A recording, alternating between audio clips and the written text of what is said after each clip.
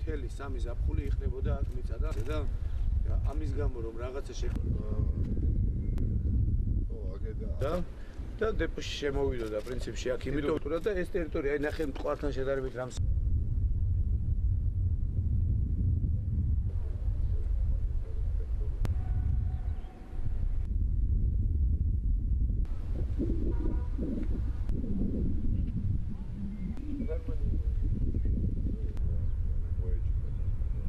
ბოლო 2 წლის განმავლობაში დაიკარგა 18000 ადგილი სამშენებლო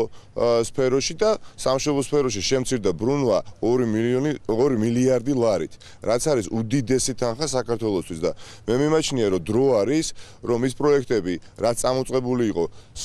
განახორციელოს ხელისუფლება, მაგრამ ამისათვის როგორც ჩანს ნება არ აქვთ მათ და მნიშვნელოვანია 15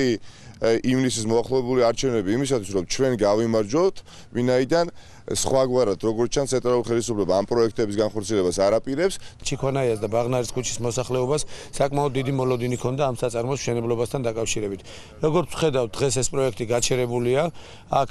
კონსტრუქციები აწყვია და აბსოლუტურად გამოუსადეგარია ეს კონსტრუქციები, რომელიც ფიზიკურად არ იქცა იმ საწარმოდ და მოსახლეობას გაუქრა იმედი იმისა, რომ ოდესღაც დასაქმდებოდა ამ ტერიტორიას.